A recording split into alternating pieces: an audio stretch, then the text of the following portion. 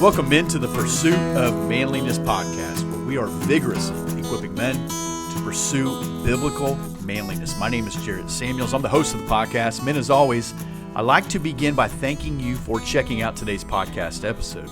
Now, when you get the opportunity, be sure to visit thepursuitofmanliness.com. You can find this podcast episode, the whole catalog of 500 plus podcast episodes. You can learn more about Tribe, our men's retreat, the gear store, and more. Right now, I want to highlight the herd. For just $5 a month, you can help support the Pursuit of Manliness. And not only in your support of the Pursuit of Manliness, I'm going to give you weekly bonus content on Mondays just for the men in the herd. You're invited to the herd Zoom calls. There's a special gathering at the retreat. Men, I'm so thankful for the guys who make up the herd. This is a community built off of social media. So these men are just supporting the ministry because they believe in what's going on. They're thankful for the extra content, but also the opportunity to gather together. I hope you consider joining the herd. I also want to highlight our sponsor on Mondays is darkwaterkc.com. It's February. That means March, St. Patrick is coming. So make sure you visit darkwaterkc.com. You can find your St. Patrick beard balm, beard oil, and soap. I know these are always a hit, and they're always available for a very limited time. darkwaterkc.com.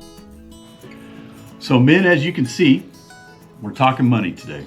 There's not a guest on this episode. It's me. I'm not trying to be Dave Ramsey or anything like that. We're just having a conversation about the money we get and what we do with it, how we can be responsible with it. I'm not a financial advisor. As a matter of fact, spent many years just absolutely wasting money going through my fingers as quickly as it came to me. And so we're in a season, we're in a time of life, if you will. I don't know. My kids were saying it the other day about inflation, these words that they hear all the time, and I said, it's just something I believe you're probably going to hear your whole life. The reality is, as you get older, things get more expensive. They're never going to go backwards. It would be great if gas got down to 87 cents a gallon. It'd be great if eggs were, $1 a carton or whatever.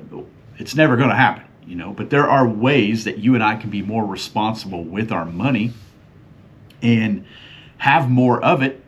Even being more mindful of what we're buying. I'm not going to give you a ton of financial advice. Everything I'm going to talk about here is very practical. It's very pragmatic. You can do it today. So you have to consider, what am I making? What am I spending? All those things. And what I'm going to do is I want to give you 5 steps, 5 ways, if you will, to consider how you can stop wasting money. Now, I know money is a sensitive issue. Money and sex, that's the tension in most marriages. That's the thing that when you do premarital counseling, a lot of couples think, we'll be just fine. Okay. Even from a preaching standpoint, when I preach and talk about money, people are like, oh, you always talk about giving. No, we rarely do. However, we should talk about it a whole lot more because it is a deeply personal part of our relationship with God. Do you trust Him enough? Do you trust the leaders of your church enough to tithe faithfully to that church? Do you hoard what you get? Do you waste what you get? Oftentimes we're wasting what we have, and then we look around and go, well, I don't have anything left, or I always have to buy myself something to feel better. Well, we're gonna talk about that. And so let me start with the first thing. This is the easiest thing. This is the thing that you don't want to do. 1, track your expenses. I was having a conversation with one of my kids the other day. We're talking about money being spent, and I just said, I just feel like you spend a lot of money. And I know right now you're not working as many hours. Are you sure that you're not spending more money than you're making? Now, because she lives here in our house, there's no rent, there's no food costs, there's no water bill, there's not even an insurance payment right now, And I know some people do that. That's fine. We're not doing that right now. We're trying to help her out, get started. But I said, it's like graduation. Once you walk across that stage, reality's waiting. The same thing is true with finances. You move out of here, you're going to find a lot of bills that are due 28 days later. And those bills are expensive and they add up quickly. So we're trying to help you save some money. Think about that.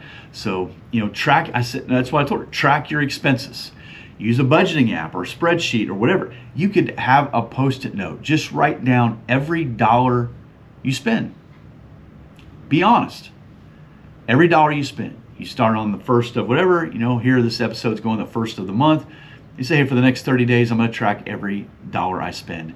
Every dollar I spend that I had to spend, light bill, that's a have to. And every dollar I spent that I really didn't have to spend, you went to the gas station, you bought a Snickers bar. Write it all down. Be honest with yourself. At the end of the month, you can go, this is where my money went. Consider where are your top spending areas. If you got a house, probably your mortgage. Do you have a car payment? Do you have a credit card bill? Those are things that are like non-negotiables. And then so as you track your spending, you're going to be able to see things that are negotiable.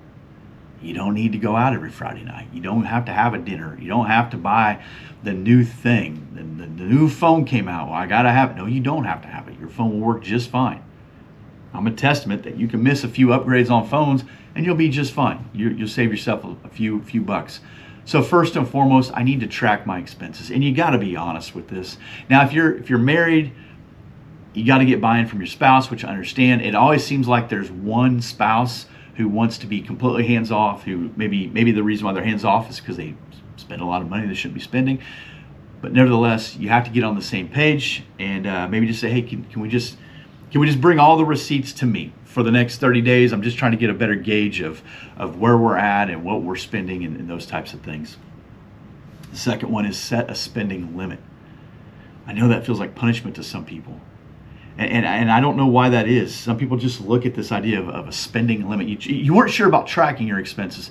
Now, I don't know if I want to limit myself on this. We're supposed to be adults. And I know in life that I only have a finite amount of money.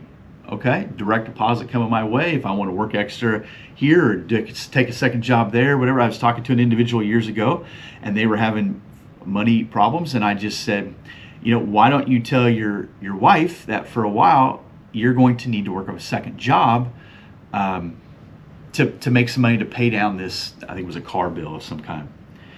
And you could tell he didn't want to do that. And I just said, sometimes being a guy is tough. And sometimes that means you don't get to, coach all the teams or be at all the things. If it's a season of life where you say, I'm just, for 6 months, I'm going to work a second job just to kind of get our money in a better spot. It'd be hard, but I think it'll be worth it. So, an easy way of setting a spending limit is stick to cash. Use cash. They don't take cash. You didn't need to shop there. I understand grocery bills, some of those things that might be a little harder. Use cash, pay off that card right away. Don't make unplanned purchases. If you use cash or you've set a spending limit or you don't carry your credit card with you, even more dangerous, guys who have a second, third credit card that their wife doesn't know about and it's kind of like their play money, man, that is going to come crashing down. That's going to hit you hard. You want to get honest about that. If you've been failing in the financial department, call time out, have a conversation as a family. Let's talk. Let's be real about where we're at. Pretending like it's not a problem is, I've heard the phrase many times, like rearranging the deck chairs on the Titanic. Like it's going down, but we're trying to make it look good while we're doing it. We're trying to have all the things, all the travel and all the Christmases and all the birthdays and all the, and I know, we don't want to punish the kids. It's not their fault. No, it's not. You're right. But they're going to inherit this because you're going to pass it on to them. The third thing is eat at home, cook at home, make coffee at home, bring the food into the house. And I don't mean takeout. I don't mean Uber Eats. Go to the store, get it, put it in the freezer, put it in the refrigerator, wherever. Look for someone who has, a quarter of a cow, half a cow, whatever. Do something. Farmers with eggs. Farm eggs are expensive, but maybe you got a buddy who'll give you a cut deal. I don't know. But take your food, bring the ingredients into your house. You don't have to be a top chef to do this, but if you eat at home, you're going to save a ton of money. You're going to save a ton of money. I shared the other day, I went out with this guy from church, met him for lunch, and I bought his lunch, and it was like $35, pretty close. And I hadn't eaten out forever. I thought, man, that seems expensive, but fair. We had a meal, fine, one meal. On Monday, I went to the grocery store and I bought a bunch of different types of meat. But I had the most expensive meat, a couple other meats, and I put them together, and I was just curious of what this would cost. Those 3 meats cost $34.01. It was 99 cents cheaper, those 3 meats, than the one meal I ate with him. Now, I have 3 kids. I sometimes have other people with me. So I was telling my wife the other day, we're getting ready to do something here in a bit. And I'm like, I had to buy 7 tickets for that. That's getting quite a bit more expensive. Well, if I'm not buying, takeout all the time, if I'm not, doing all these willy-nilly spending things, you can use that money in a more appropriate and responsible manner. The same would be true with like having your coffee at home or whatever it is. Don't drive through and get coffee. It's a ripoff. I know it's convenient, and I know you love a cup of sugar, but you can do the same thing at home for a fraction of the cost. We're not 17. We don't have to go through and have the cup and post the picture. We don't, make that coffee at home. You can have a big old thermos of coffee you can have all day long. You can buy different types of coffee. You can buy the syrups. You can buy the frother. You can buy the honey, the cinnamon, whatever you want to put in it. Just get up a few minutes earlier. Man, you save a ton of money. My daughter just made a fancy something today. I don't know. She's got a machine that does this different type. It's not coffee. I don't know what it is, but you can do that. You can find those at Goodwill. You can find those on Facebook Marketplace or whatever. But think, I know this guy years ago, and he would complain about money. Never had money. Doesn't have money. And he had Starbucks at least once a day, and so did his wife. I said, well, there's your money. Like, there's your money. You're drinking your money. And it's not good for you. That's a whole different conversation. We'll get to that at a different time, but it's not good for you. Cook at home. Here's the thing, if you cook at home, you might have some leftovers. And you didn't have to tip for those leftovers. You didn't have to get a to-go bag and add a tip. Nope. I cooked at home. My refrigerator right now has got a couple different types of meat ready to go, ready to eat. Actually, 3 kinds of meat. Got all the things I need in there for today's lunch or tomorrow's lunch or whatever. Eat at home. You'll save so much money if you eat it. Now, I know it's not as fun. And I know it doesn't play as well on Instagram or wherever you want to be. And I know you need a date night with your wife. You know what my wife reminded me of the other day when we were talking about this money issue? She said, you know what your dad and I's date night was? She was telling us to our kid, and our kid doesn't care. I mean, you know what I'm saying? Like when someone tells you that, you're like, nah, it's fine, whatever. She's like, we used to sit in the garage and drink coffee. I said, that's right. It wasn't that long ago. We didn't have money to go on a date. I don't know if we had the energy to go on a date after, work and whatever. And we had 3 kids. They're obviously much younger. We didn't want to pay for a babysitter or whatever. I got to take my wife on a date. You just go outside. We could sit on the deck, have a fire. We could sit in the garage, have a cup of coffee or sweet tea or whatever. Connect for free. I know. Valentine's Day or whatever day. Yeah, man, do that. You see, here's my thought. If we will be responsible in these things like cooking at home and those types of things. I got one more thing before I move on from this. You'll have extra money to do that stuff when it is time. At Christmas, at their birthday, at anniversary, whatever. But if you do it all the time, 1, it's not special. And 2, you ain't got no money left. Unless you're just raking in money hand over fist, you ain't got any money. Here's another thing. This is another thing that I see you guys do, and I'm like, please stop. Please stop going into the gas station. Unless you're traveling and you need to use the restroom, stop going in there because you might buy a beverage. You probably will. You're going to buy one that's too big. It's not good for you. You're going to buy a bag of chips. You might buy a candy bar. You might buy a hot dog that's been on a wheel for the last 4 hours. I don't know. It's just easy to grab and go. And you go up there and why to get gas, right? Well, you can pay at the pump. It's not 1993. You can pay at the pump. If you can't pay at the pump, go somewhere else. You pay at the pump and then you go in and you spend $13 on poison. Stuff that's not good for you. $13. I'd rather have that $13 back in my wallet and need it when my kid says, hey, Dad, I got a field trip this week. It cost me $15. Do you have $15? Yeah. You know why? Because I didn't eat a bag of junk at the gas station. I've been eating at home. I make them a coffee at home. Less problems come your way if you're responsible with money. It's just the way it is. Number 4, cancel unused subscriptions. Cancel things that you're just wasting money on. The one thing that I think we're pretty stinking close of wasting money on, but we still use it, is the Spotify family plan, which is now $20 a month. And I'm like, when do I cancel that? And yet I keep using it. I love building playlists. I keep using it. YouTube TV, Peacock, Paramount, whatever the things are, whatever the subscriptions are, whatever the thing you signed up for and you're not using. If you're not going to use it, stop signing up for it. This is what we try to do at Tribe, 90 Days, Men's Retreat, whatever. Like, the reason why I put that stuff out so far in advance is because I'm not sitting around with a bunch of money over here in the corner just waiting to pull from and just use it. So I post that stuff out and go, man, you got 3 months to sign up for this. You got this amount of time, because I want you to count the cost, and I also want you to use it. So if you have other people in your house and you just bought Tribe, or you sign up for 90 days, or you plan on coming to the men's retreat, and then all of a sudden you go, nah, I don't feel like it. It's been a rough week. You wasted money. We got to stop wasting money. We're probably wasting more money and time than we can even fathom. That's why I go back to the first one. Write it down. You write it down, it will convict the snot out of you. Review your subscriptions. Take a look at your credit card and see the things that you are subscribed to. It may shock you. You may have thought that you didn't have it. My wife recently went to the phone place and we had a phone issue. Come to find out, we had these streaming services. Like, we didn't know we had these. We don't use these things. How do we get rid of it? How do we stop doing this? I don't want to be charged for this. I don't want them to think they're doing me a favor by giving me a streaming service that I'm somehow, it's worked in my payment that I'm paying for and I'm not even using it. I'm not even aware of it. So just take a look at it. Sometimes these subscriptions are seasonal. I'm not going to lie. I love a good World Cup. I love international soccer. I might get YouTube TV for a summer tournament. I might do Peacock if, a bunch of Big Ten basketball or Notre Dame football is on there. Yeah, I'll do that. But then we get into springtime, summertime, whatever, and I'm never home. Well, why on earth would I keep that thing going? Like, get rid of it. You don't have to do it. And they make you pay for the whole year. It's probably cheaper that way. But again, it's so easy just to do add-ons, do another app. And I know whatever app it is, somebody in your house is going to love it. We had some people using one of our streaming service things one time, and I was canceling some of these. I'm like, nobody's using this. And as soon as I canceled it, of course, they were using it, but we moved on.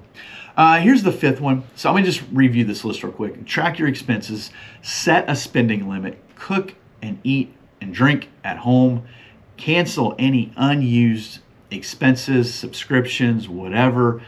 Maybe you can find some alternatives. I don't know. The last one is shop around and or look for bulk if you need to. Okay, so buying a dozen eggs, we eat eggs like crazy, so buying a dozen eggs is no longer cost effective for us. So we buy the 18 pack, cage free, range free, I don't know, free, whatever, American free eggs, 18 pack, and we buy those. And so when you look at the math, you say it's better and cheaper for us to buy this. Same way with meat, same way with dry products, same way with I have a favorite beef jerky. I know it's weird. So buying those things in bulk save you money. And you're not running out to the store so much. And you run to the store and you walk by.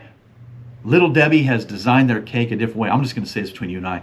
It's not going to work, Little Debbie, unless you make that thing a Christmas tree. I'm going to walk right on by it. You almost got me the other day, but no, I'm not eating that garbage.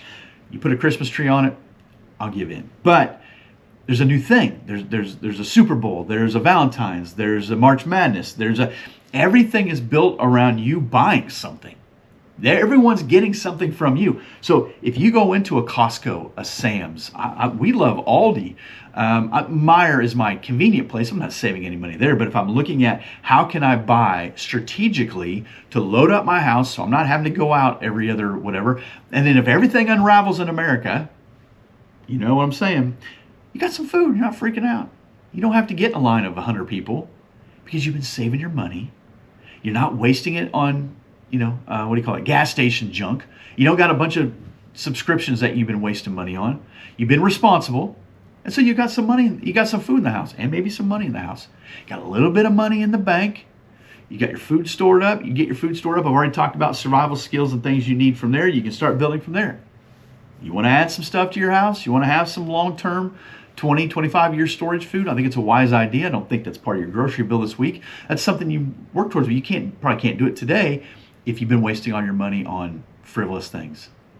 I would tell you with this, when you look at looking for discounts, buying in bulk, shopping around, you need to figure out a way, and I know you can do this, but you need to figure out a way that you log out of Amazon, that you log out of fanatics.com, or you log out of Shein, that's my girls love that site, or whatever your site is that just has all your information stored, that it's so easy to go, you need that? Yep, it'll be here next week, or tomorrow, or tonight if Amazon. It's too easy to buy something on an impulse. It's too easy to buy something because you just feel like it and you had a bad day and you want to feel better. It's too easy to buy something just because you can't find the other thing. we lost an HDMI cord, or we needed an HDMI cord, and I couldn't find it. So I just went on Amazon. I was like, all right, it'll be here, whatever. We have them. We actually had one about 7 feet away from me, and yet I bought one online that somebody would bring to my porch, and I go, here, we got an HDMI. What a waste of money. Consider your resources. Consider your money, right? Money is not bad. It's actually quite a blessing to be able to make money, to have it, and to honor God with it. If we will honor God with our finances, I haven't even got into all the other things. I said in the beginning, I think first and foremost, you need to tithe. You need to give to your local church. You need to faithfully give to your church. If you tithe last, you're going to cheat God. So I'm going to give God first. The other day, Jenny called. She says, here's what we make. Here's what we're doing. We want to increase our tithe, right? Yep. We want to always try to increase our tithe. God will take care of the rest. And what he's showing us is you're wasting money here, here, here. You're not an 18-year-old girl. You don't need to always feel good about yourself. You don't need the latest thing. You're not a 12-year-old boy on a road trip. You don't always have to go in and get a snack, get a treat. You don't always need a drink. Drink water. Like, save money, live healthy, sleep better. That's the combination. Just 5 things to think about. I'll go through that list one more time and we'll get out of here. 1, track your expenses. Just write them down. Piece of paper, not hard. Set a spending limit. Monitor where that money's going. If you can't get with cash, cook at home. $35 versus $34. I got food for days with $34. Cancel anything that's unused, unnecessary. Log out of those apps. If you log out, make sure you've canceled them first, but get out of there. And then when you can, shop around, buy in bulk, look for discounts, coupons, whatever. You'll save some money. Hey, if you are honoring God with your finances, if you're saving money, being responsible, you're going to be more healthy. And I just think life's going to go a little bit better. Amen. Let me say this before we get out of here. If this looks or sounds a little bit different, the camera I normally recorded on, I was having all kinds of trouble with the battery state. I don't know what the deal is. So I set up the GoPro. I know it looks a little different. It may sound a little different. Let me apologize. If it's wonderful, this may be the new standard. But anyhow, let's just be responsible, man. Amen. Just think about it. If you're married, you got to get your spouse on the same page. You got kids in your house, bring them in on it too. Make sure the way we deliver it is not punishment. You guys are so expensive. No, it's not their fault. We're all expensive. But just, hey, this is what we're going to try to do. This is where we're going. And you know what? Give it a try for 30 days. See what happens. Amen. Thank you for listening. Thank you for watching. Let's keep pursuing biblical manliness. Once again, men, I want to thank you for listening to or watching today's podcast episode. If there were any links mentioned, either in the intro, during the discussion, check the show notes. The links are posted there. If you want to know more about joining the herd, you can also follow that link as well. Men, thank you for listening. Thank you for watching. Let's keep pursuing biblical manliness.